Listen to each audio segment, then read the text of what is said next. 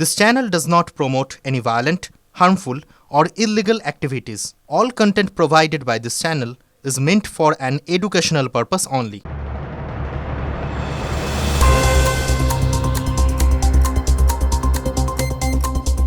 গত শনিবার ছিল পশ্চিমবঙ্গে এসআইআর এর শুনানির শেষ দিন। দীর্ঘ শুনানি প্রক্রিয়ায় ভোটাররা নাগরিকত্বের প্রমাণ হিসেবে নির্দেশিকা অনুসারে বিভিন্ন নথি জমা দিয়েছেন। সরকারি নথি জমা দিয়েছেন অনেকেই। এবার শুনানি প্রক্রিয়া শেষ হওয়ার পর নির্দিষ্ট কিছু নথি নিয়ে স্পষ্ট তথ্য দিল নির্বাচন কমিশন। পশ্চিমবঙ্গের সিইও দফতরের তরফ থেকে এই বিষয়ে জানতে চাওয়া হয়েছিল। তবে প্রশ্ন উঠছে, শুনানি শেষ হওয়ার পর এই তথ্য আসায় আদতেই সমস্যায় পড়বেন না তো ভোটাররা? সরকারি নথি হলেও বাংলার বাড়ি, ইন্দিরা আবাস যোজনা, প্রধানমন্ত্রী গ্রামীণ আবাস যোজনার নথিও গ্রহণ করা হবে না বলে জানানো হয়েছে। সিইও দফতরের তরফে এই নথিগুলির বিষয়ে জানতে চাওয়া হয়েছিল। প্রশ্ন হলো, হিয়ারিং তো শেষ, এবার কি হবে? অনেক জায়গাতেই ইআরওরা ওই সব নথি গ্রহণ করেছেন। যারা শুধুমাত্র এই সব নথি দিয়েছেন তাদের নাম বাদ পড়ার একটা সম্ভাবনা থেকে যাচ্ছে।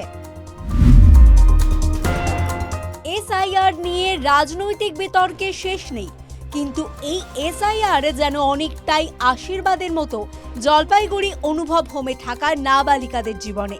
এই 3 নাবালিকার ভারতেই জন্ম, এ দেশেই বেড়ে ওঠা, কিন্তু ওদের বাবা মা ছিল অবৈধ অনুপ্রবেশকারী। বাবা মার কাছে শুনে শুনে বড় হয়েছে তাদের বাড়ি বাংলাদেশের কুড়িগ্রাম জেলায়। এসআইআর আবহ শুরু হতেই এদের বাবা মাদের কোনো নথি না থাকায় ফের চোরা পথে বাংলাদেশ সীমান্ত পার হতে গিয়ে দিন হাঁটাতে গ্রেফতার হয়। এরপর তাদের বাবা মাদের ঠাঁই হয় জলপাইগুড়ি কেন্দ্রীয় সংশোধনাগারে। নাবালিকাদের পাঠিয়ে দেওয়া হয় জলপাইগুড়ি অনুভব হোমে। দেখো, একদম হচ্ছে কি, আমাদের কালকেই ওদের হচ্ছে, ভোটের রেজাল্ট বেরিয়েছে। তার ঠিক 2 দিন বাদে এই বাচ্চাগুলোর রিপ্যাট্রিয়েশন হচ্ছে।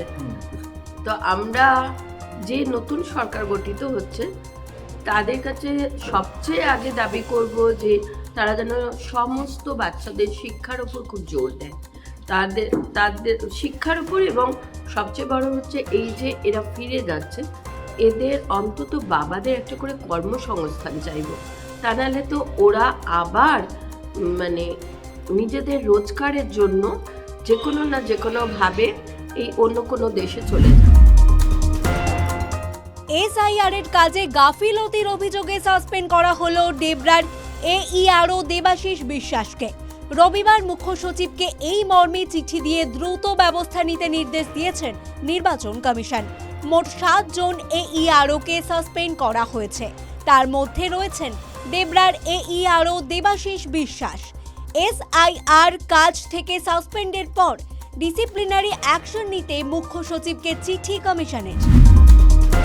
ডানকুনি পৌরসভার 20 নম্বর ওয়ার্ডের বাসিন্দা শেখ আনোয়ার, তাকে বারবার নোটিশ ধরানো হয় বলে অভিযোগ। বেশ কিছুদিন আগে তাকে শেষ নোটিশ দেওয়া হয়েছিল নির্বাচন কমিশনের পক্ষ থেকে। এলাকার 2002 সালে নাম থাকা 5 জনের সই নিয়ে সেই নোটিশ জমা দেওয়ার নির্দেশ দেওয়া হয়। শনিবার সেই ফর্ম জমাও দেন। গতকাল রাত্রে মৃত্যু হয় আনোয়ারের। প্রতিবেশীদের অভিযোগ 4 বার তাকে নোটিশ দেওয়া হয়।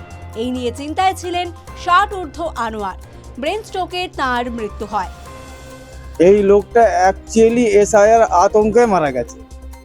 যেহেতু লোকটা আমার কাছে রাত্রি 9টা পর্যন্ত আমার কাছে বসে আড্ডা মারলো, চা খেলো, খাওয়ার পরে আমাকে বললো একটা দই দে, থামস আপ দে, তারপরে 2টো চিপস নিল, বাচ্চা আছে নাতি, বললো 2টো চিপস দে, দিয়ে চা খেয়ে আমার কাছ থেকে বাড়িতে গেল রাত্রি 9টার সময়। আমি তাকে জিজ্ঞাসা করলুম যে ভাই এসআইআর কাগজ তুমি জমা দিয়েছো? বললো হ্যাঁ বাবা, কালকে জমা দিয়ে এসেছি। বললো আমি যে কাগজ ছিল ওই কাগজে আমি জমা দিয়েছি। তো সেই সব চিন্তা ভাবনা করি রাত্রে শুয়ে স্টক করে যাবো মনে হচ্ছে যতটা সম্ভব।